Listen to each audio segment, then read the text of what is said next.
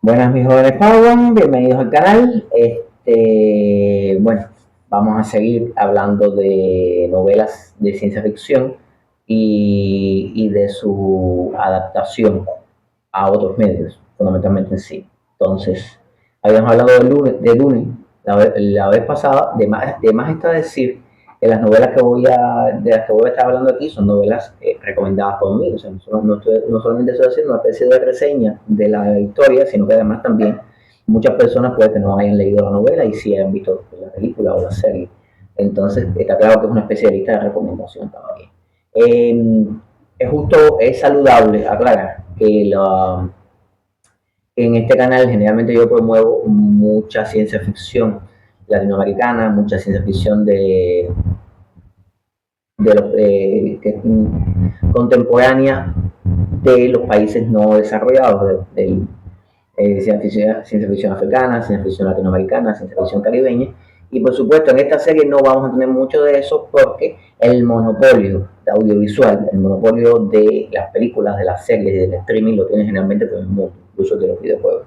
Entonces, si encuentran una historia, una novela que no sea de Estados Unidos, Inglaterra, Francia, de los países desarrollados, que no sea europea, que tenga una adaptación que pueda ver, me la sugieren y ahí puedo incorporarla también. Pero generalmente esta lista de recomendación vendrá más por la ciencia ficción anglosajona, por la ciencia ficción del primer mundo y sobre todo por la clásica, por la más clásica. Entonces, dicho esto, vamos a buscar un ejemplo diferente al que vimos en el episodio anterior, en el de Dune, que es el de Blade Runner. Sueñan los androides como ovejas eléctricas, la novela de Philip K. Dick, Blade Runner, su adaptación. Comenzamos. Sueñan los androides con ovejas eléctricas es una novela de Philip K. Dick, escrita en 1968. Es una novela que juega con los niveles de realidad como solo Philip K. Dick hacía en aquel momento, en la cual entre tantas cosas que hace cuestiona la realidad, que es algo que casi eso es prácticamente un meme en la bibliografía de Philip K. Dick. Philip K. Dick era un autor que le gustaba cuestionar la realidad, que se cuestionaba la realidad todo el tiempo, que el kit de casi todo, de la mayor parte de su obra, de su corpus, era el cuestionamiento de la realidad. Entonces, es una novela que tiene un universo narrativo distópico, pero que el foco no está en la distopía. El foco no está en la distopía. Es una novela en la cual hay una tierra moribunda, hay una tierra que está en medio de un proceso migratorio a las colonias en otro planeta, en la cual uno aplica para ese proceso migratorio, es decir, a las colonias van como que los mejores, entonces como que lo peor es lo que se va quedando en la tierra. Es una tierra en la cual parece que hubo una guerra mundial, hay radiaciones, eh, hay, hay como que nubes radioactivas, hay mucha cosa con la cosa radioactiva típico de la Guerra Fría, estamos hablando de una novela de los años 60, y entonces tenemos una historia de unos androides de tipo Nexus 6, humanoides, creo que son androides en la novela, que regresan a la Tierra y tenemos a Descartes, que es un cazador de androides de este tipo. Es un universo en el cual casi todos los animales se han extinto y hay animales sintéticos. Es decir, la misma tecnología que produce personas sintéticas, que son los androides, también produce eh, animales de compañía. De hecho, es recomendable que haya animales de compañía, como el propio Descartes, que lo que tiene es una oveja. Entonces, la novela de Philip K. Dick se centra, toma como un escenario noir, como un escenario policíaco en el cual esta especie de detective es parte de las fuerzas de la ley, pero que es como que por contrato está buscando estos androides, pero en realidad está teniendo En realidad está pensando en sus problemas económicos, en que porque él tiene que tener una oveja y no puede tener un gato o un búho. Está pensando todo el tiempo en que hay animales mucho más caros porque no puede tenerlos. Tiene una serie de conflictos humanos, que son diferentes a los de su versión cinematográfica. Entonces, la versión cinematográfica, hay, por supuesto, hay una escena que Philip K. Dick no podía dejar de hacerla, que es en la cual él va a atrapar a una androide muy específica. Cuando él va a atraparla o retirarla si es posible, o sea, o matarla si se resiste, la mujer le dice, no, no, yo soy una humana, tú eres que un androide, yo voy a llamar a la policía. Y llama a la policía y aparecen dos policías que él no conoce y lo lleva a una estación de policía que es distinta. Y entonces todo el tiempo de momento parece que vamos a tener una especie de cambio narrativo, de plot twist, de, de momento en el que va a cambiar la historia y Descartes es un androide, pero al final estamos hablando, o sea, al final se soluciona, se soluciona el asunto, se soluciona todo de una manera y todo no es, y en realidad todo no era más que era una estación de policía creada por los mismos androides. Los androides fugitivos crean una estación de policía para confundir a sus perseguidores y aparece un segundo cazador de recompensa, un segundo oficial, un segundo agente que incluso tiene un test diferente para encontrar a los androides, porque los androides son muy parecidos a los humanos, hay que hacerle determinado test. Y entonces, pero claro, un test que solamente salía bien después que matabas a la persona, pues tenías que hacerle algo a la columna de la persona, o sea, es el típico cuestionamiento de si la policía debe disparar primero y después preguntar o debe de tomarse un tiempo y preguntar. Que es el cuestionamiento de Philip K. Dick, que es básicamente el inventor de la distopía de Estado policial. Es una distopía, pero que en realidad también tiene un sentido muy, muy personal y muy de cuestionamiento interno y personal. No es la distopía al estilo 1984 a la que estamos todos acostumbrados, es más eh, íntima la novela. Entonces tenemos 1984, mucho tiempo después, Ridley Scott, Blade Runner. Blade Runner está inspirada en Sueña los androides como ovejas eléctricas. Y como buena adaptación cinematográfica, no está copiada escena por escena, es imposible. Philip K. Dick es una persona que tuvo mucha suerte realmente, porque es un autor que ha sido muy llevado al cine y sin embargo las películas tienen un tono y un sentido distinto al de las novelas, porque Philip K. Dick escribía novelas muy complejas y muy difíciles de adaptar. O sea, que el autor más difícil de adaptar de toda la edad de plata de la cine ficción norteamericana, de los años 60-70, haya sido el que más se haya adaptado, habla bien de la industria cinematográfica de Hollywood de estos años. O sea que simplemente los guionistas eran buenos y los directores eran buenos y había un afán creativo que en mi opinión ha decaído bastante. Pero bueno, ese es mi criterio personal al final. Sobre cine, yo creo que soy escritor. Entonces, el Blade Runner toma un universo muy parecido al universo distópico y decadente de Sueño de los androides como ovejas eléctricas, pero apuesta por una decadencia distinta, apuesta por una visualidad distinta, que es una visualidad que ahora nosotros asociamos al movimiento cyberpunk. Es decir, apuesta por una oscuridad, pero no por una oscuridad radioactiva, sino por una oscuridad de noche por contaminación. Apuesta por un espacio metropolitano muy amplio, el cual Philip K. Dick, si bien no lo niega, tampoco lo apoya en su novela. Y apuesta por el neón, claro, es una película de 1984. Apuesta por un mega neón, apuesta por una migración asiática, apuesta por un esquema asiático del neón y de la visualidad de Asia, del Tokio de esos años, que es la visualidad que hoy identificamos con el cyberpunk. Es bueno aclarar que esta libertad creativa en la dirección de arte, o sea, cuando uno ve la película Blade Runner, no se imagina la novela si se la ha leído antes. El propio Philip K. Dick se dice que la vio y le gustó, aunque estoy seguro que no era lo que él estaba imaginando, pero es atractiva.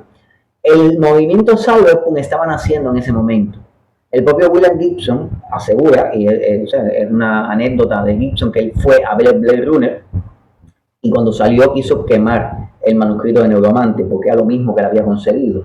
Eso significa que Ridley Scott, como realizador visual, fue un hombre de su tiempo y estaba construyendo un futuro distópico y oscuro inspirado en Philip K. Dick, pero lo estaba construyendo acorde a cómo se soñaba, se pensaba el futuro en esa época, que era lo mismo que estaba haciendo William Gibson. Hoy sabemos que es cyberpunk, y el cyberpunk es un futuro decadente como el de Sueñan los androides con ovejas eléctricas, pero distinto. Es decir, Philip K. Dick es el padre del cyberpunk, no. Blade Runner, si no es el papá, es la mamá. Si el papá es Neuromante de Gibson con Neuromante, digamos que la mamá es Blade Runner, es Ridley Scott con Blade Runner, al menos la mamá visual. De cómo le dio, uno le dio la forma y otro le dio cómo lucía, indiscutiblemente. Entonces, y aquí vemos claras diferencias para bien. Los universos decadentes, creo que lo único interesante que yo le vi en comparación con otros universos decadentes, con otras casi apocalípticos, apocalipsis sin apocalipsis, de Philip K. Dick, incluso como distopía, sueña el universo, el world building, no voy a decir lore, de Sueña los androides como ovejas eléctricas, es digamos que pobre. Sin embargo, el universo, el trasfondo cultural que te muestra solo con la dirección de arte Blade Runner es apabullante, impresionante, y además se fusionó con un movimiento que estaba literario que es nuevo, novedoso, que estaban haciendo en ese mismo año, que fue el cyberpunk. O sea, en este caso, la película supera a la novela. Entonces, la historia es la misma, los Nexus 6 que vienen, pero aquí, como Ridley Scott construyó correctamente un universo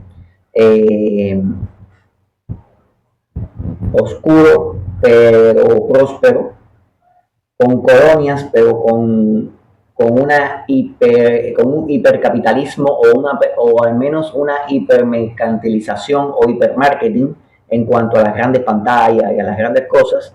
Entonces, este escenario era el ideal, y además un escenario con lluvia, con cosas que sí salen en la novela,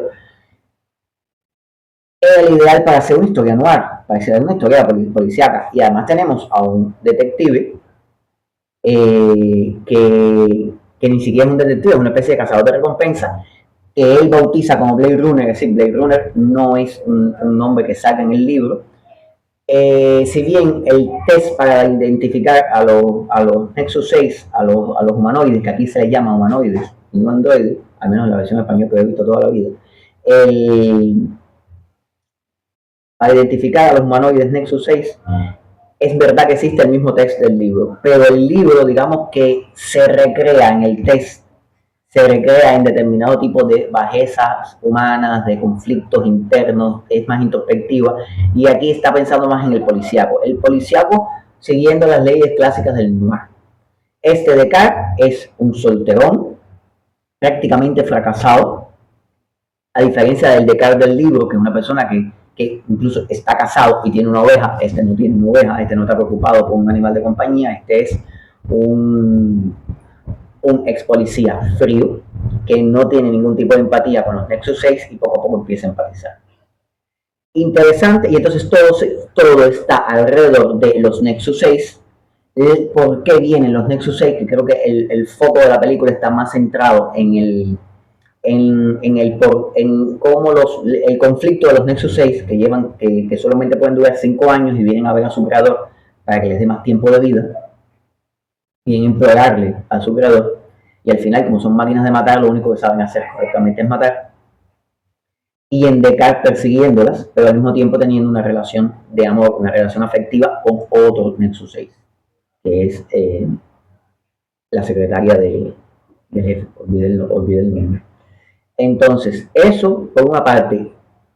La relación de Descartes con la secretaria en el libro es diferente, porque él está casado, es más bien como una especie de affair, y es diferente, el foco es distinto. Importante aclarar, la música de Evangelion fue maravillosa. El chisme de producción, la película era muy novedosa, una apuesta muy arriesgada. Eh, los empresarios de Hollywood no estaban de acuerdo con la idea original que tenía pensado el director, y entonces como que obligaron, recortaron, pusieron más Vangelis y menos silencios, y pusieron una voz en off de Descartes, que fue la película que yo vi, fue la película que salió en cine, que fue la que yo vi aquí en Cuba en los años 80 de niño. Sin embargo, poco a poco el director fue tomando territorio, y cada vez que hubo un cambio de formato, o sea, cuando salió a DVD ya él sacó la copia del director, fue cuando empezaron a hacerse las copias del director. La copia del director no tenía la voz en off, no tenía la escena final, tenía más silencios, o sea, jugaba más con los silencios y con la música de Vangelis. En mi opinión es superior, es mucho más artística, pero sin embargo, cuando todas las sucesivas copias del director que surgieron, y el y lo y el y ya la copia final, la copia digital final, la copia que conservamos todos, es la copia del director, es la copia como la había concebido el director, y no como salió en estreno. Yo nunca he podido ver, no sé si ni siquiera si existen, me lo ponen en comentarios, por favor, me lo dicen, si tienen un enlace mejor, porque yo de momento tengo ganas de ver el Blade Runner que lo vi de joven, el Blade Runner para la voz en off, que si bien en su momento consideré que esta copia que disfrutamos ahora es mejor, me gustaría compararlo realmente, y a lo mejor con los años esa voz en off no se ve tan mal realmente desde el punto de vista artístico. De cualquier manera, toma una distancia con el libro, y en mi opinión lo mejora. El libro, dentro de la obra de Philip K. Dick, que es monumental, es un libro que pasa sin pena ni gloria, es un libro que realmente se hizo famoso por la película. La película fue trascendental, la película creó una estética que migró incluso de no solamente una estética que ha sido copiada y replicada en otras películas. O sea, cuando una película crea una estética que se replica, ya estamos haciendo historia. Cuando un cineasta crea algo que empieza a salir después en todas las películas, ya estamos hablando de un hito. Pero además de eso, esa estética migró a la animación con Ghost in the Shell mucho tiempo después, en el 92, perdón, en el 96, y migró a la literatura en esos mismos años, o ya estaba andando. Es decir, la película fue trascendental y el libro no. Y no podemos dejar de mencionar el famoso monólogo de Roy. He visto cosas que ustedes no creerían. He visto rayos C brillar en las puertas de Tannhauser, he visto naves incendiadas en un costado de Orión. Todas estas cosas se perderán como lágrimas en la lluvia, es hora de morir. Esto ni siquiera estaba en el guión. Esto fue una improvisación del actor. Y una improvisación que tenía mucho que ver con esta nueva estética que se estaba haciendo, con esta empatización. Es una improvisación que nos aleja del libro. Yo confieso que yo vi primero la película de niño y después fui a leer el libro. Y me desilusionó mucho el libro porque no tenía el monólogo, porque yo esperaba una cosa así. El monólogo, según el propio autor dice, está lejanamente inspirado, es decir, es una improvisación acorde al personaje de Roy, que es un personaje que sabe que va a morir, está conscientemente seguro, pero además toda la vida ha estado preparado para morir, ha vivido solo 5 años, pero ha llevado una vida intensa, y está inspirado en el barco ebrio de Rimbaud, o Rimbaud. En el barco ebrio, que es un poema que habla sobre la muerte de un barco, desde el punto de vista de un barco y la muerte de un barco. Entonces es un poema maravilloso, búsquenlo, léanlo. El barco ebrio es un poema hermoso, y este es como que la versión ciencia ficción, la versión espacial del barco ebrio, sin ser el barco ebrio de todas maneras, sino que tiene su propia maravilla, y hace que el Blade Runner sea una obra más redonda y más cerrada. Es una obra inspirada en Un sueño a los androides con ovejas eléctricas, No es mala Sueña los androides con ovejas eléctricas en comparación con Blade Runner, pero Blade Runner, en mi modesta opinión, como lector, como televidente, como personaje pasivo, no soy crítico de cine, soy crítico de literatura, él, me parece que la supera. Me parece que la supera o crece, o goleada, sin dejar de ser mala la novela. El, Debería hablar de la secuela, la segunda parte, como todo lo que hace Denis Villeneuve, es estéticamente maravillosa, bella y absolutamente descafeinada. Un punto interesante, antes de terminar, creo que la belleza que tiene Blade Runner como película, entre tantas cosas, está en que le rinde un homenaje a Philip K. Dick al pequeño momento en el que un personaje le dice a Descartes, no, el androide eres tú, y nunca queda claro al 100%, sobre todo con este personaje misterioso que hace origamis, que los origamis están relacionados con los sueños de Descartes, o con las cosas que está pensando Descartes en ese momento, y que los sueños y los recuerdos son construidos, que nunca queda claro que Descartes sea un humanoide, un androide Nexus 6 que está persiguiendo androides y por eso puede sostener una pelea con León, en el cual León le da un piñazo y es un androide de combate y él le asimila el golpe, o simplemente es una suspensión de la incredulidad típica del noir, porque si al detective en el cine negro no le dan dos piñazos al principio, no está bien. Entonces nunca queda claro la naturaleza de Descartes, si Descartes es un humano o no lo es, siempre todos jugamos con eso. Nunca lo aclara, el final mostrado en la primera película sí aclara que él era humano y que ella no tenía fecha de caducidad. Creo que como mismo se consideró que echaba a perder el final, se echaba a perder toda la maravilla de Blade Runner, creo que la segunda parte también lo echaba a perder, porque no queríamos ver más allá de esa puerta que se cierra en Blade Runner. Creo que es la maravilla que tenía. Entonces, bueno, hasta aquí con Blade Runner. Vamos a seguir hablando de versiones cinematográficas, es decir, de la novela y las versiones cinematográficas. Si tienen alguna novela o alguna película inspirada en novela de la que quieran que hable, me lo ponen en comentarios y yo lo más probable es que me la haya leído, si no me la he leído me la leeré, y lo más probable es que haya visto la película, pero si no, la veré. Vamos a seguir con esta serie, seguir hablando de literatura en el canal, como hago siempre, pero me entusiasma mucho esta serie, que además fue una idea que me dio un servidor que me lo encontré en la Pan. O sea, no fue a través de las redes, y me dio esta idea que me parece maravillosa, genial. Muchísimas gracias, hermano. Y ahí los dejo.